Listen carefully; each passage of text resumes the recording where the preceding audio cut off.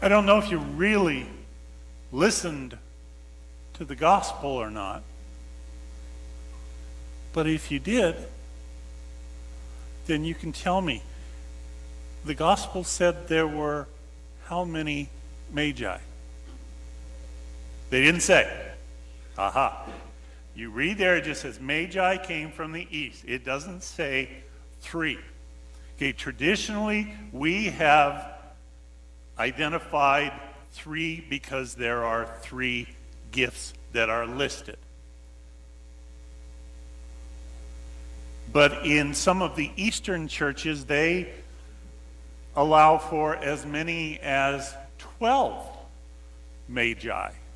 12 being very much also a symbolic number.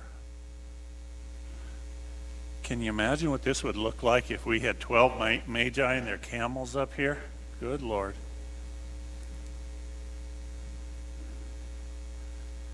But we've developed, lots of tradition, as I said, around that even though we don't know that there were 3, we've given the 3 names. But it's not historically accurate, but we don't need to worry about historical accuracy. That's not what the gospel is about. The gospel is pointing us to the reality of Christ. And so the 3 gifts that are mentioned are symbolic in that regard.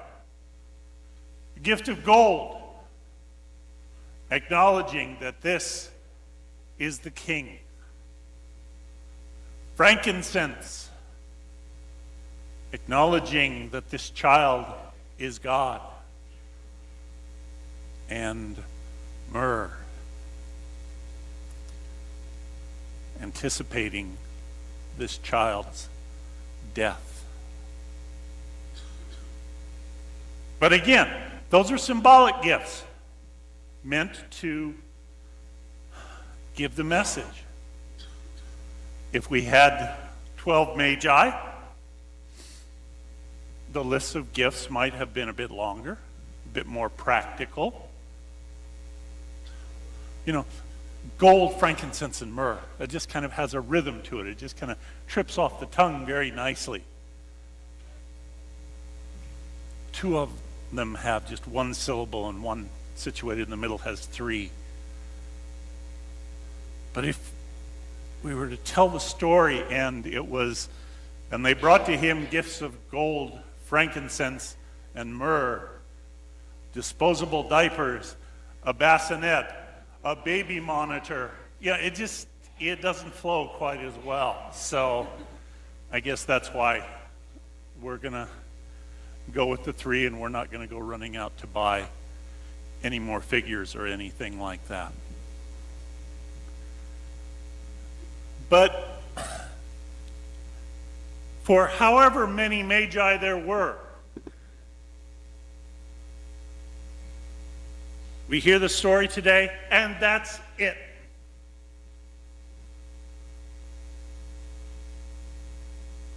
Because it wasn't really about the magi. It was, as we said, acknowledging the reality of the child, who Jesus is. And in the very early church, to acknowledge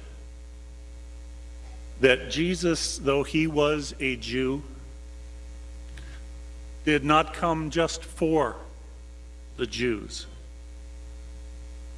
He came for all people, us, Gentiles. And maybe it doesn't matter that much to us that, okay, we get included with the Gentiles. Congratulations to us. But what's the so what? What's the significance of this for us in our lives?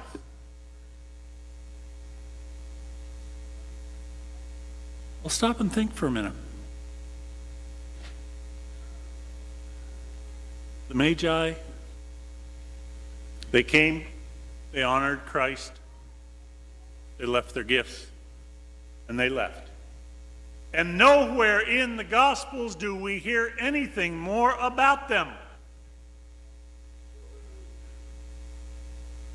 Because it's not their story. But still, don't you ever wonder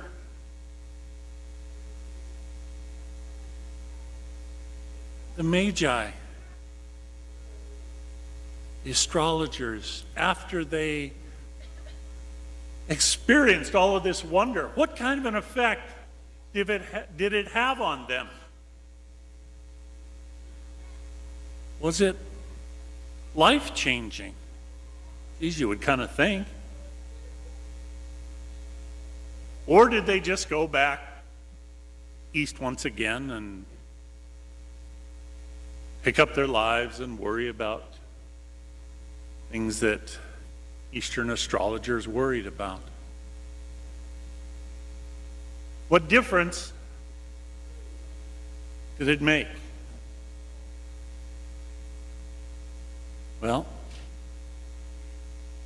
maybe that's where Epiphany, and in fact the whole Christmas season, applies to us.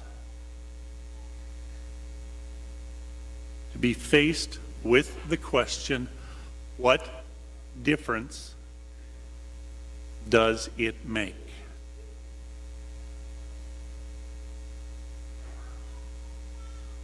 Are we at all changed for the better by our celebration, our remembrance of Christ's birth this year?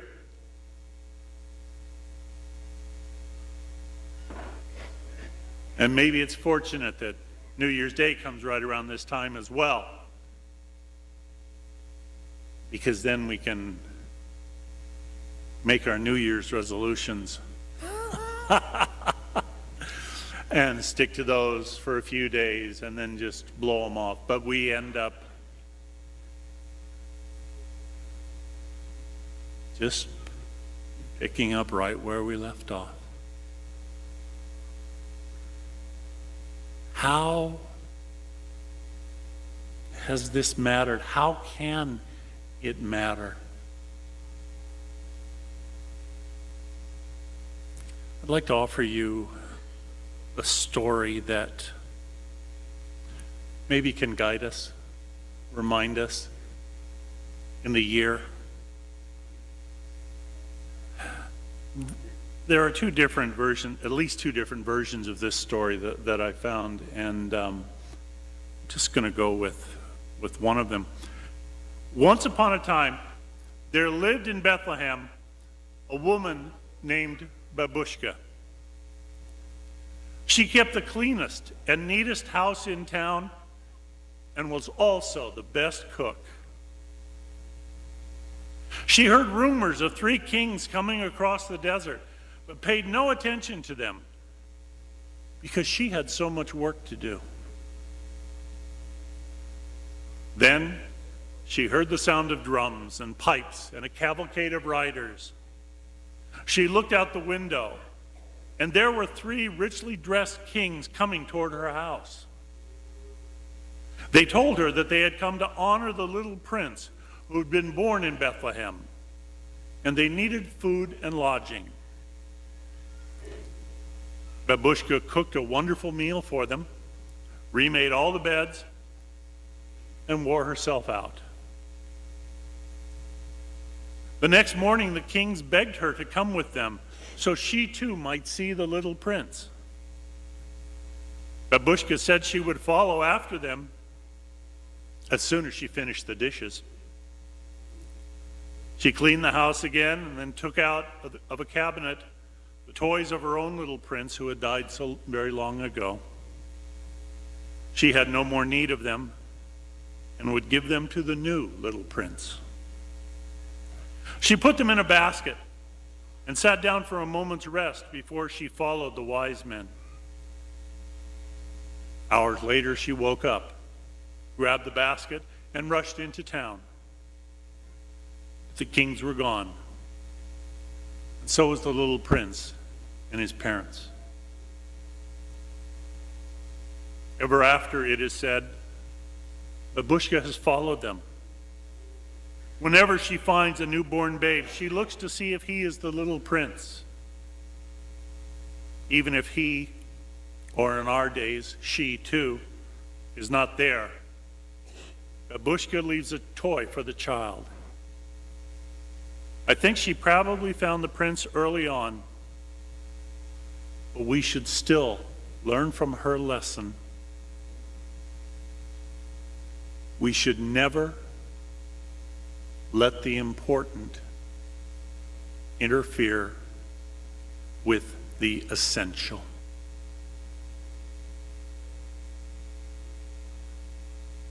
Let me say it again to all of us in our busy lives. We should never let the important interfere with the essential.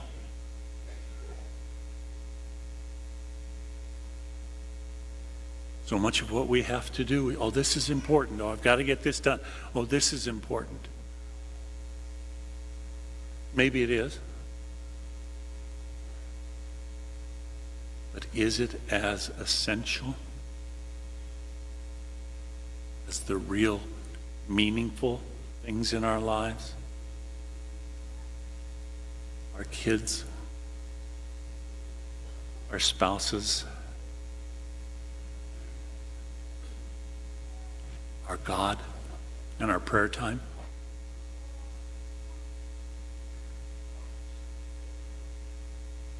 Maybe when we wake up in the morning, we should have that on the bathroom mirror. Today, I should not let the important interfere with the essentials. Halfway through the day, should take a break and say, how have I done so far today? Am I letting the important interfere with the essentials? And at the end of the day, how did I forget and let the important interfere with the essential?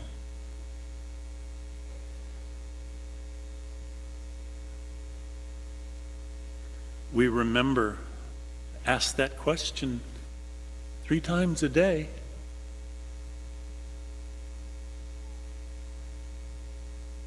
And it will make a difference.